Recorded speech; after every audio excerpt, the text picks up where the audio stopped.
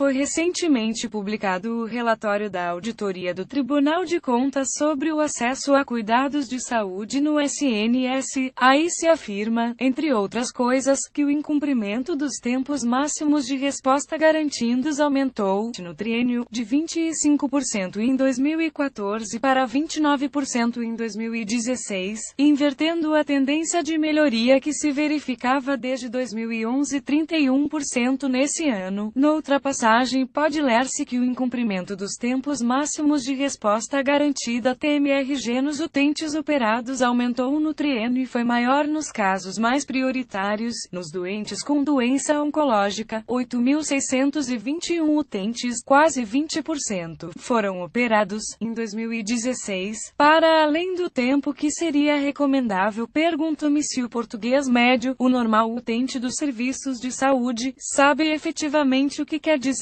tempo máximo de resposta garantido TMRG. Sem margem para dúvida, os utentes percepcionam cotidianamente os atrasos nas marcações das consultas, a dificuldade do agendamento de uma cirurgia, o tempo que decorre desta inscrição numa lista de espera até ao esperado e necessário ato médico. Mas será que sabem o que significa aquela expressão recorrentemente utilizada pelo tribunal numa palavra? Será que os portugueses conhecem os seus direitos enquanto utentes do Serviço Nacional de Saúde SNS? Se não conhecem, como podem exigir dos serviços, individualmente ou em associações, o seu cumprimento? A lei obriga o ministro da Saúde a publicar anualmente a Carta dos Direitos de Acesso aos Cuidados de Saúde, donde constem os ditos TMRG para a generalidade das prestações de saúde, ou seja, cabe ao ministro fixar e publicar os prazos clinicamente adequados para a realização de determinados atos médicos, v.g. consultas, cirurgias, exames complementares de diagnóstico. Para fornecer um exemplo, atualmente o TMRG para uma cirurgia em caso de doença oncológica qualificada com a gravidade de nível 1 é de 60 dias, já se for qualificada como de nível 4, que é o máximo, o doente deve ser admitido no serviço até 72 horas contadas do primeiro contato com a instituição. Estes tempos clinicamente adequados não estão, portanto, na disponibilidade dos serviços de saúde. Devem ser cumpridos por determinação da lei. Aliás, de nada serviria a consagração constitucional de um direito de acesso ao SNS se a prestação efetiva dos cuidados de saúde não fosse em tempo clinicamente adequado. No limite do cumprimento destes TMGR pode depender a vida e as possibilidades de tratamento eficaz dos doentes. Portanto, a violação dos TMRG traduz o incumprimento de uma verdadeira obrigação jurídica. Eles não são uma mera recomendação aos serviços. Nesta medida, para além do direito de queixa para a entidade reguladora da saúde, ARS, e das eventuais sanções a aplicar aos serviços incumpridores, o utente pode lançar mão de todos os meios jurisdicionais que tem ao seu alcance, cautelares ou principais, para exigir a realização ato médico no SNS ou em instituição convencionada, por exemplo, exigindo a emissão de um vale-cirurgia. Em caso de persistência na omissão, os utentes têm direito à reparação dos danos causados pelo atraso, designadamente os sofridos com o recurso a uma instituição privada de saúde que assegure a prestação devida. Por outro lado, a violação do tempo clinicamente aceitável para a prestação de cuidados de saúde habilita o utente, de acordo com a legislação nacional e europeia, a recorrer a uma instituição de saúde de outro Estado membro da UE, com vista a receber a prestação a que teria direito no país de origem, com o respectivo custo suportado pelo Estado incumpridor. Se há domínio da relação do Estado com os cidadãos em que deve haver clareza e verdade é o das condições de acesso aos serviços de